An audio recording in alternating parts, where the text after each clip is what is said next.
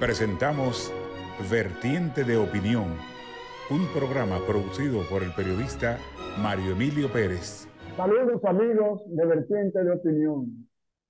Hoy nos da mucha satisfacción tener con nosotros a un hombre que, si no fuera un profesional tan ocupado, pues lo traeríamos con mayor frecuencia aquí a este programa. Se trata del ingeniero Guillermo Caran, un hombre que, cuando ha aspirado a un cargo electivo, creo que no ha invertido un solo centavo en publicidad, porque su problema era ver en cuáles programas iba a participar. Bueno, su esposa, que tiene un gran sentido del humor, una vez yo lo llamé y me dijo: ve pasar los canales a ver en cuál está en este momento, y si tú quieres después, en el curso del día, hablar nuevamente con él, haz lo mismo. Tú vas a pasar los canales y en alguno estará él. ¿Pero por qué? Primero, porque es un buen comunicador, y segundo, de una honestidad a toda prueba, y por eso uno se siente bien cuando está con uno aquí. Además, yo soy un lector asiduo de su columna en el periódico Hoy, de el sábado.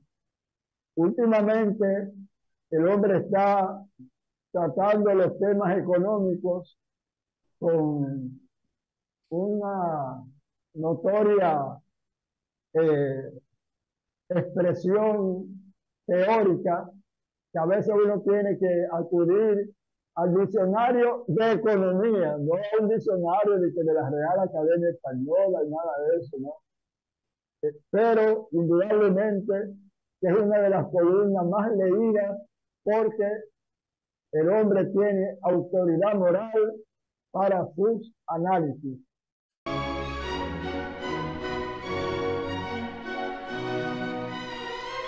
Guillermo, estoy seguro de que el día de las elecciones, sobre todo en las presidenciales, vas a votar por el presidente Luis Abinader, porque uno de tus votos fue contribuyente para obtener la victoria en los comicios de 1920. Ahora bien, ¿cuáles son las posibilidades que tú vislumbras para él? Porque encuestas de gran prestigio como la Gallup le dan en el último informe un 55 y algo por ciento, de manera que podría ganar en primera vuelta. ¿Tu opinión? Bueno, en primer lugar, gracias por la presentación que me haces, me honra y me compromete. En segundo lugar, sí, yo voy a votar por el presidente Abinader. Y en tercer lugar, creo que, salvo que sucedan acontecimientos imprevisibles, salvo que se cometan muchos errores gubernamentales, o salvo que la oposición adopte un discurso consecuente con la realidad que debían, del discurso que debía ser tomado ahora, que no se vislumbra porque uno no ve el accionar y el discurso de la oposición como atinado.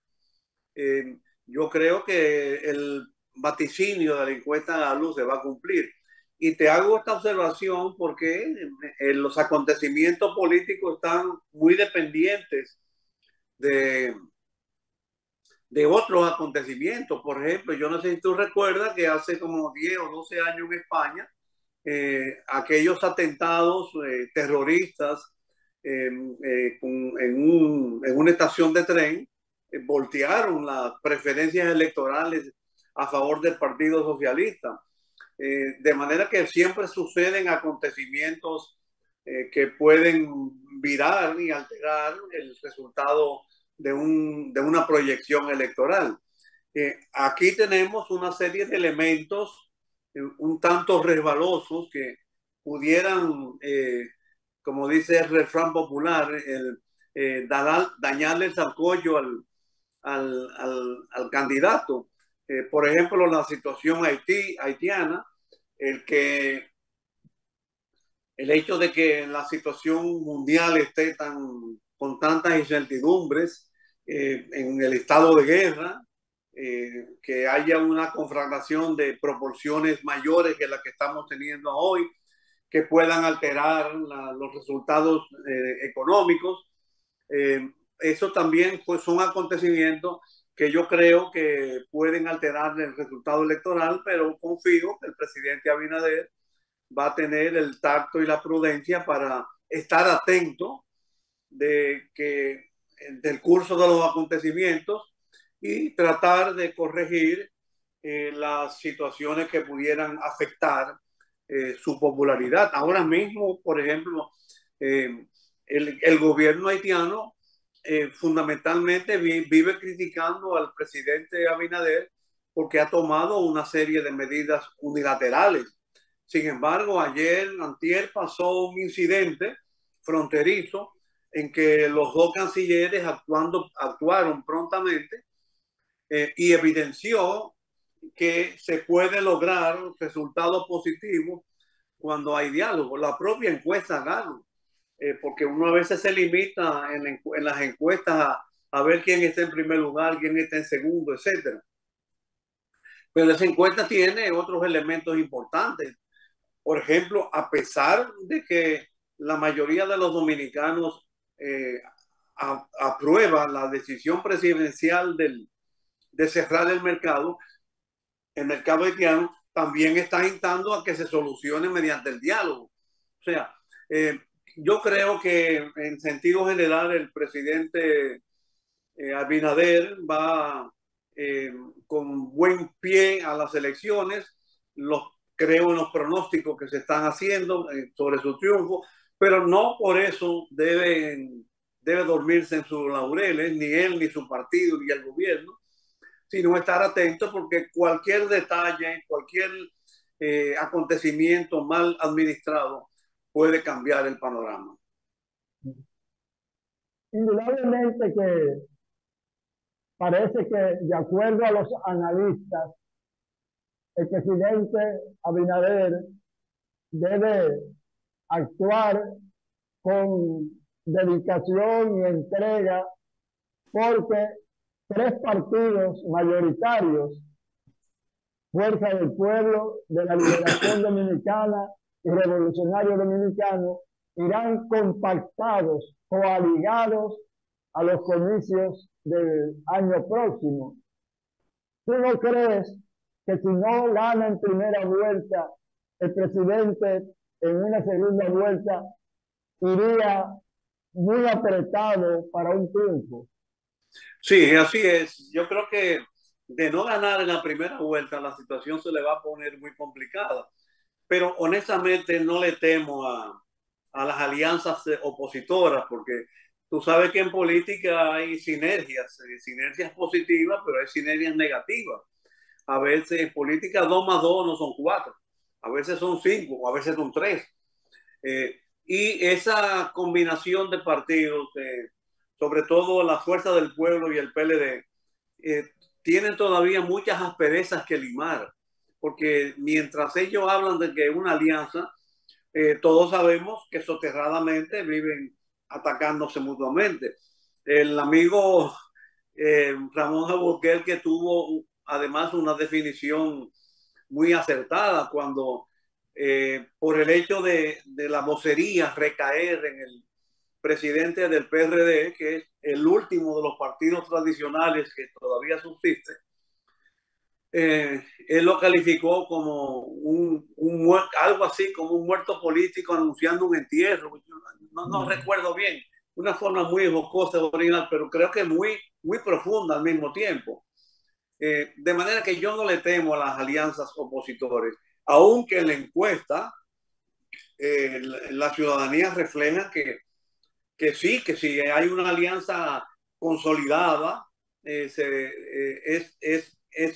de temer, pero no creo que va a llegar a la consolidación porque adolece dicha alianza de una coherencia en los discursos y en la praxis que no le va a permitir llegar a una alianza consolidada creando una sinergia positiva. Por ejemplo, he oído en estos días a los PLDistas hablando de la protección de la industria azucarera dominicana, cuando el PLD, y encabezado en ese tiempo con el presidente Fernández, fue el partido que con aquella famosa ley de reforma de la empresa pública eh, privatizó, eh, eh, hizo desaparecer los ingenios azucareros.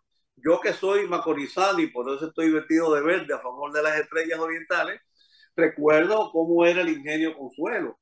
Y según los rumores del rumor público, de aquellos tiempos, el equipo instalado los equipos instalados en el ingenio Consuelo fueron vendidos como chatarra.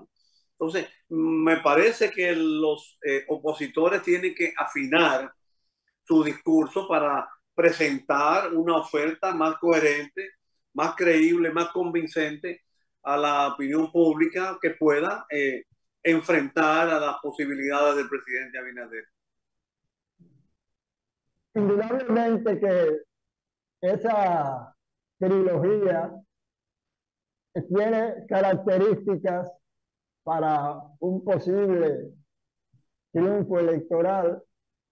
Es que, tal como tú señalas, se ve que hay profundos desaciertos y diferencias entre ellos, porque no ha habido ningún acto que han hecho los tres, ninguna foto aparte de los líderes máximos de esos partidos. O sea que se nota que, tal como tú señalas, no hay realmente una fraternización, sino una ambición, intereses para ver si pueden acceder nuevamente, como hicieron durante 20 años, a la jefatura del Estado.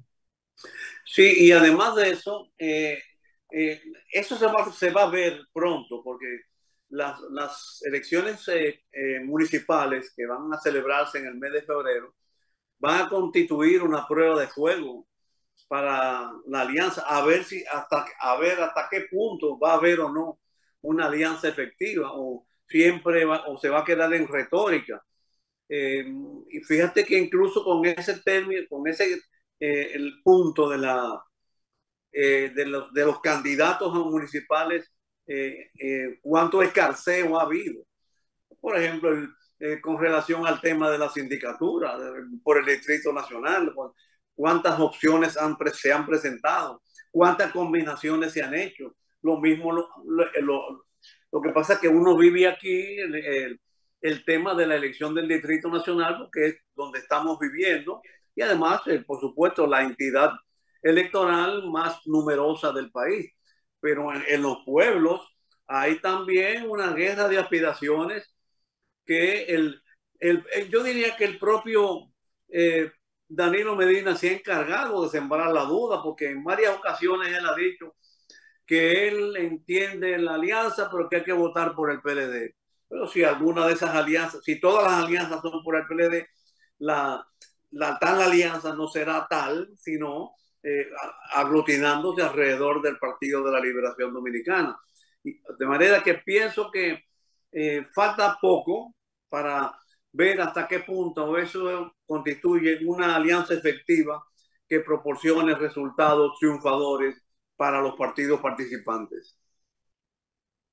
En tu condición de economista, tú sabes que la economía en los procesos electorales es un factor casi determinante en cuanto a la situación de esa economía.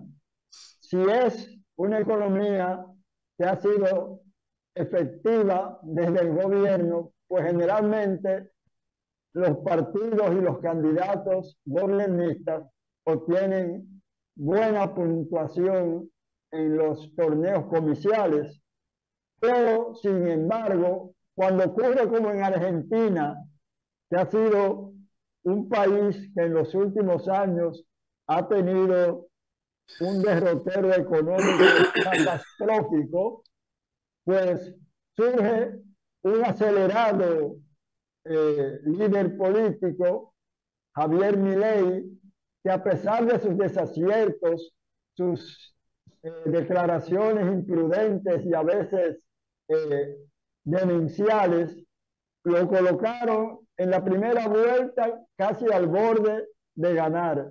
Y ahora en la segunda vuelta para el 19 del mes próximo, pues no, creo que para este mismo mes, las elecciones en Argentina, eh, la segunda vuelta, tiene todavía posibilidades.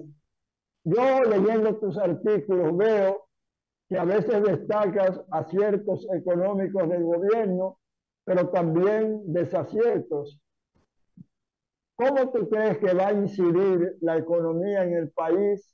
Aunque claro, no te estoy dando dotes de augurio, de adivino, sino si continúa con este ritmo. Mucho, la economía determina mucho, pero si tú analizas la encuesta de Gallup, por ejemplo, con excepción de la inseguridad ciudadana, los 3, 4 problemas subsiguientes son relacionados con economía, desempleo, costo de la vida, en fin, etcétera. Pero el problema en el caso dominicano, porque está claro, y yo mismo entiendo que ha habido desaciertos en las políticas económicas, incluso eso me ha causado una serie de conmoción en los sectores que apoyan al gobierno, porque a veces me preguntan qué me pasa a mí, qué te pasa, ¿no? Algunos funcionarios que estoy disintiendo tanto de las políticas y las ejecutores gubernamentales. Mi respuesta ha sido que así como el presidente ha creado veedores para seguir la administración pública, así como ordenó a la Contraloría General de la República que hicieran auditoría y la publicara, pues yo me siento que si, aunque clamar con mi voz sobre advertir a los desaciertos económicos, es una forma de contribuir al buen desempeño gubernamental.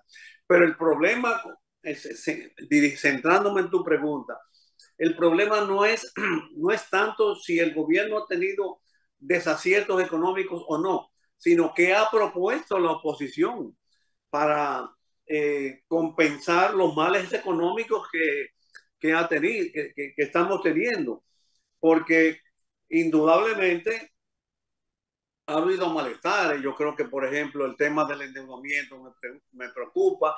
Me preocupa el término, el endeudamiento se origina en el déficit fiscal. El déficit se origina porque hay muchos gastos. La economía se ha desacelerado en parte porque no ha habido una adecuada política de gasto público. Se está apoyando mucho el consumo y no se está apoyando la producción. Se está subsidiando con tarjeta, yo no sé cuántos conceptos, pero las tasas de interés, que es el mecanismo ideal para subsidiar la producción, no se está subsidiando. En fin, todo eso yo discrepo y entiendo que el gobierno ha actuado inadecuadamente, pero ¿qué propone la oposición creíble y convincente para decirle al electorado que tiene una respuesta a esos problemas? Fíjate la encuesta en la cual incluso la oposición se ha basado en eso, cuando admiten que Abinader está puntero en las elecciones, no dejan de reconocer que las condiciones del país están peor que antes o están malas.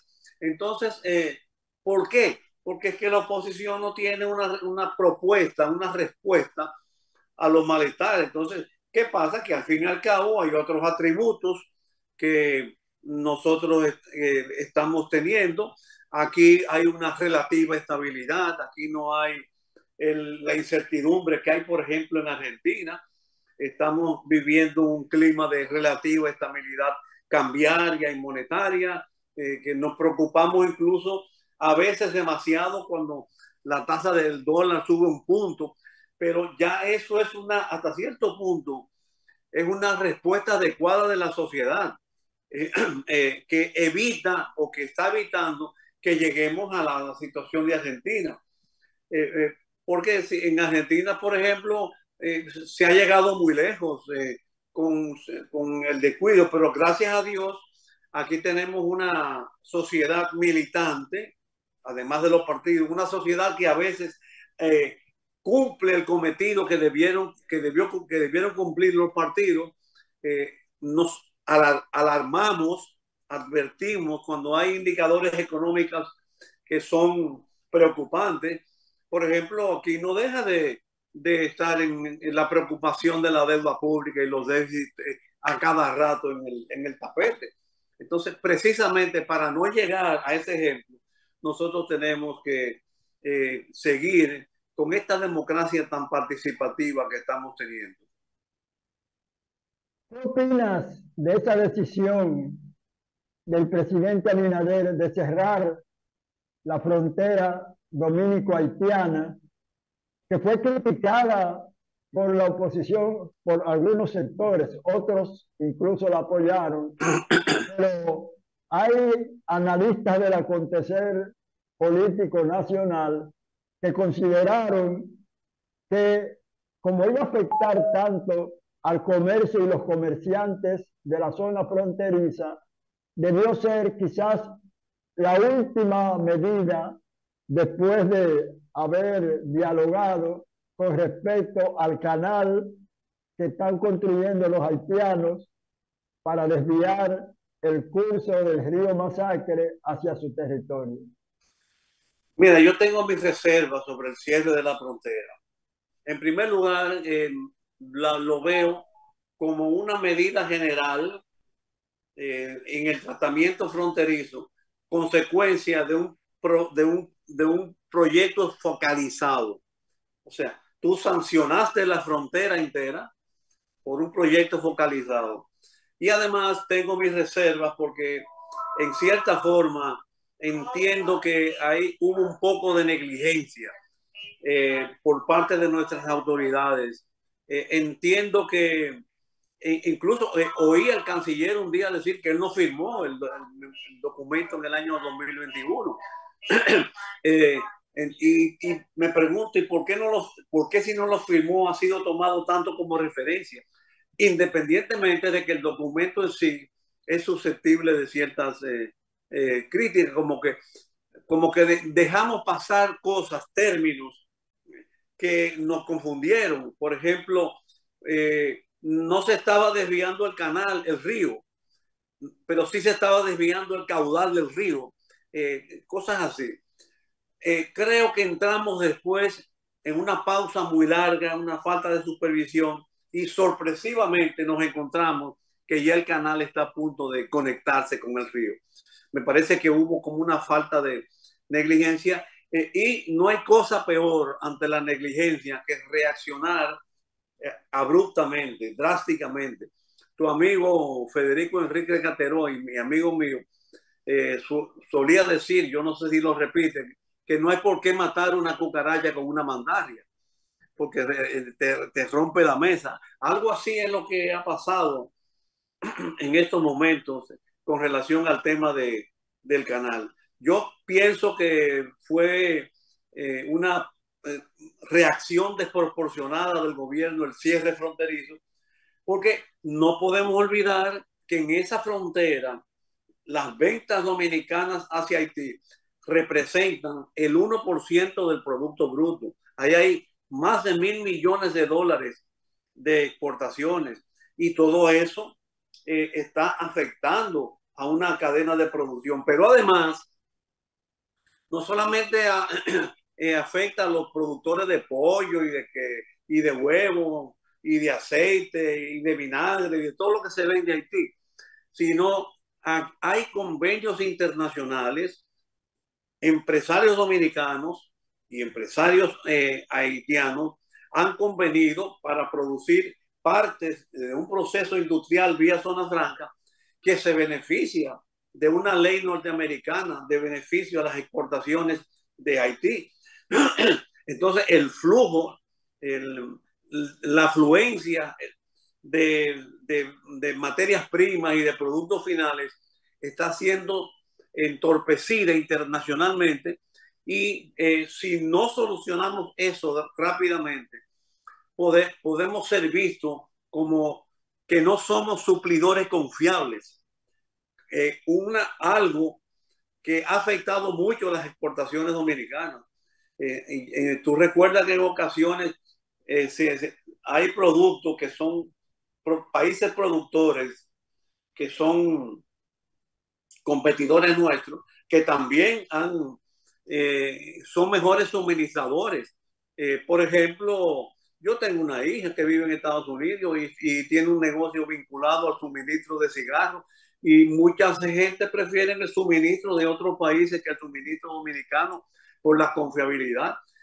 Se decía, yo no sé hasta qué punto es verdad, que nosotros enseñamos a Costa Rica a sembrar yuca y ahora Costa Rica está exportando yuca y nosotros no. Entonces, ese factor yo creo que debemos darle también importancia para mejorar la imagen internacional como suministrador confiable de la República Dominicana. Antes de continuar este interesante diálogo con el ingeniero Guillermo Caram, alto dirigente del Partido Reformista Social Cristiano, estoy seguro que, al igual que yo, él está apenado por 3 fallecimientos de ilustres ciudadanos, luchadores por la democracia dominicana. Uno de ellos, Raúl Pérez Peña, el Bacho, un hombre que incluso fue hombre de ideas y de armas tomadas. Participó en la guerrilla del 14 de junio tras el derrocamiento del gobierno del profesor Bosch y llegó hasta el grado de ir a Nicaragua en la época en que el Frente Sandinista de Liberación Nacional estaba combatiendo la dictadura de la familia Somoza. También falleció un hombre ligado a las letras, Manuel Mora Serrano, con quien tuve durante muchos años encuentros en tertulias literarias, y más recientemente Iván Rodríguez Pilier, con quien nunca tuve relación, pero conocía su trayectoria revolucionaria de larga y añeja data. Estoy seguro de que nuestro invitado, el destacado dirigente político, ingeniero Guillermo Caram, también tuvo alguna relación con esas ilustres personalidades de la democracia criolla. Así es, realmente yo me siento satisfecho no de la amistad, porque yo realmente nunca fui un amigo del Bacho ni amigo de Iván, pero del respeto mutuo que se mantenía entre nosotros, ocupando aceras ideológicas diferentes, porque ellos eran fundamentalmente marxistas, revolucionarios. Yo siempre fui social cristiano, luego nos fusionamos con el reformismo, pero realmente fue una época muy linda en que nos podíamos compartir espacios, no para agredirnos verbalmente, sino para celebrar la amistad que nos unía. Y con el Bacho en particular, siempre que él iba a visitar a mi amigo Ezequiel García, siempre teníamos conversaciones afectuosas, e incluso con frecuencia yo salía a caminar antes de que la cultura lo foque, se apoderara de la zona colonial. Yo salía a caminar por el centro histórico del país, me encontraba con él en sus afanes, con sus, con sus movimientos revolucionarios derivados del 14 de junio, que es la Fundación Testimonio, etcétera, y apesadumbrado del por qué los movimientos ideológicos dominicanos, los marxistas y los socialcristianos, no habían podido cohesionar un accionar que permita la implantación de un esquema ideológico que, independientemente de cuál sea, es más puro que la cultura por el tener, que la corrupción que nos está arropando, que el narcotráfico que está corroyendo nuestra sociedad, que son todos ellos elementos combatidos por las doctrinas revolucionarias. Bien, vamos a hacer una breve pausa recordándoles que este programa se transmite domingos de 9 a 10 de la noche a través del Canal del Sol como televisora matriz en la frecuencia 6, tanto de Claro como de Altiz. Y si usted no puede escuchar esta interesante entrevista con Guillermo Caram, pues al día siguiente, después de las 3 de la tarde, escriba en YouTube Vertiente de Opinión y ahí verá de forma indefinida esta comparecencia. Volvemos.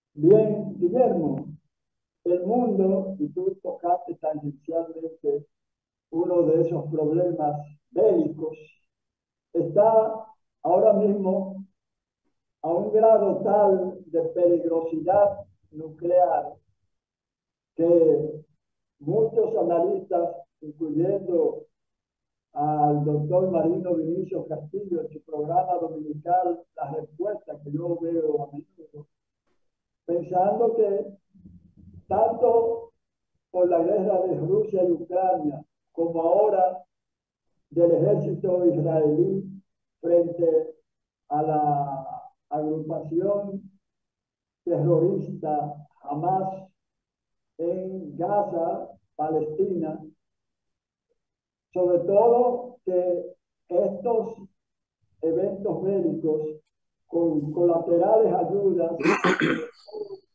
el de Hamas e Israel, podrían llevar al universo a un holocausto. ¿Tu opinión?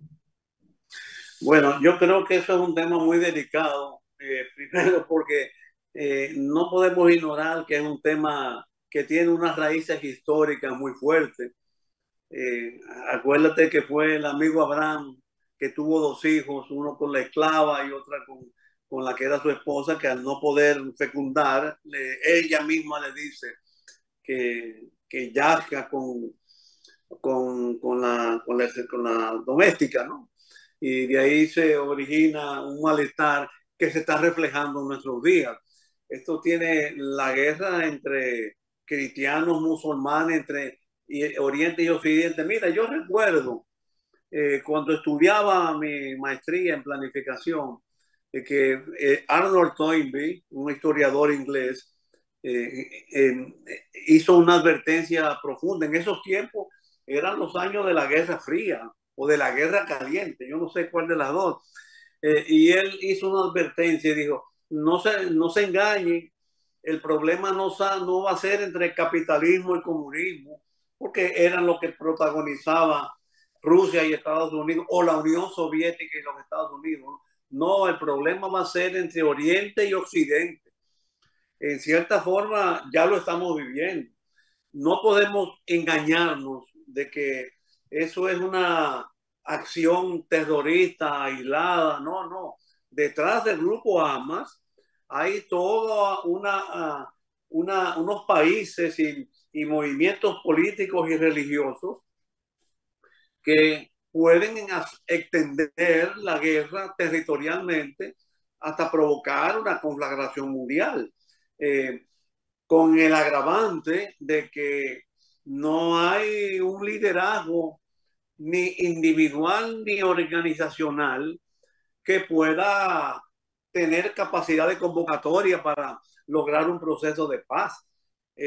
Fíjate que al secretario general de las Naciones Unidas, que es una institución producto de la Segunda Guerra Mundial, y que en cierta forma se creó para que no haya más guerra, acaba de tomar una decisión y su secretario general emitió una declaración que es cuestionada por el gobierno de Israel.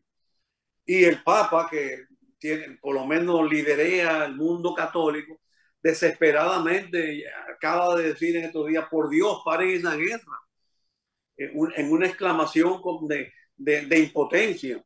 Entonces, pienso que debemos unir todo. Bueno, hay que recurrir a la espiritualidad.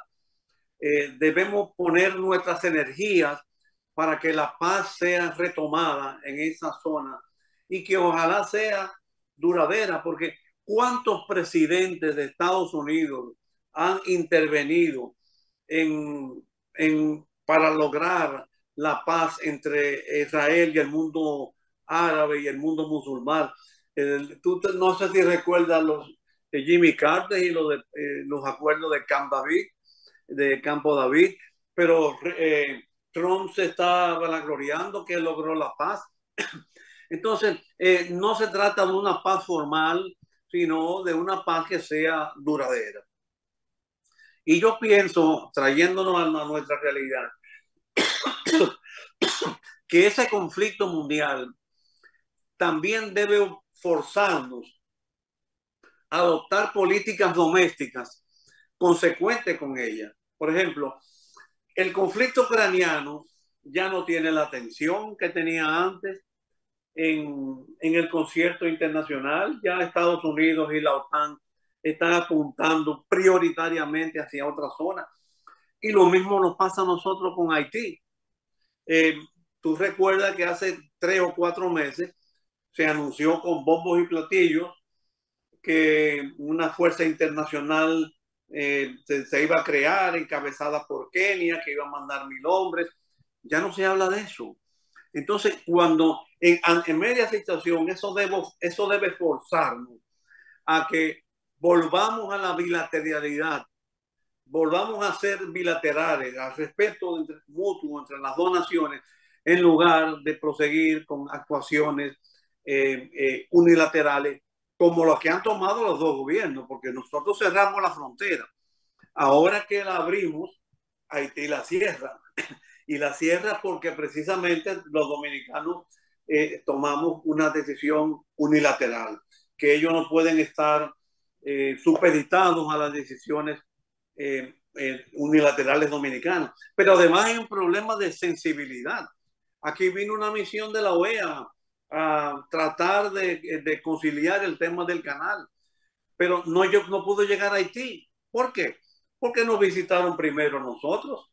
Entonces, tenemos que obviar todo eso, y este conflicto internacional debe obligarnos a que por lo menos entre vecinos podamos llegar a un género de entendimiento que distensione las relaciones entre ambos pueblos. E incluso no se sabe, y es una de las imponderables económicas que puede derivarse de este conflicto internacional, porque de repente hay países islámicos, musulmanes, arábicos, que han amenazado cortar, Qatar ha amenazado cortar el gas, Irán el petróleo, pero además cuando se entra en una economía de guerra, todo el aparato económico se condiciona a ello. Estados Unidos en la Segunda Guerra Mundial no tenía armamento, pero cuando entró en guerra, convirtió toda su industria automotriz en fabricadora de instrumentos de guerra, de equipos de guerra. Entonces, y así mismo puede pasar con el financiamiento. nosotros que dependemos tanto del endeudamiento, puede ser que ya no nos sigan o que llegue un momento en que no nos presten porque los recursos están siendo dirigidos prioritariamente a esas zonas de conflicto. De manera que pienso que debemos tomar más en serio el devenir de estos acontecimientos en el Medio Oriente. Ya en los escasos minutos que nos quedan, nos gustaría que Guillermo Caram opinara acerca de algo cuyo símil no ha servido para ser puesto en práctica aquí. El presidente Nayib Bukele de El Salvador, al ver el crecimiento inusitado que tuvo la delincuencia en su país, tomó medidas represivas, antidemocráticas, autoritarias, llevó a la cárcel a casi 80,000 delincuentes con el rechazo de sectores internacionales y salvadoreños que consideraron que con esas acciones estaba violentando los derechos humanos. Ahora se postuló, estando prohibida la reelección en El Salvador, y muchos países en que sectores de izquierda son gobernantes consideran que Bukele merece la reelección y que sus medidas extremas son justificadas, porque ahora El Salvador, de haber sido el país más peligroso de América Latina, es el más seguro. Y los sectores que aquí apoyan eso, sin embargo, cuando la policía, mediante intercambio de disparos, que es la frase que usan, ultima a delincuentes, protestan, esos mismos que admiran a Bukele y sus extremas medidas para combatir la delincuencia. Bueno, en sentido general, yo veo con buenos ojos la gestión de Bukele, incluso su drasticidad contra la delincuencia. El problema es que cuando se toman medidas fuera de los procedimientos legales y constitucionales, todo depende de quién la tome.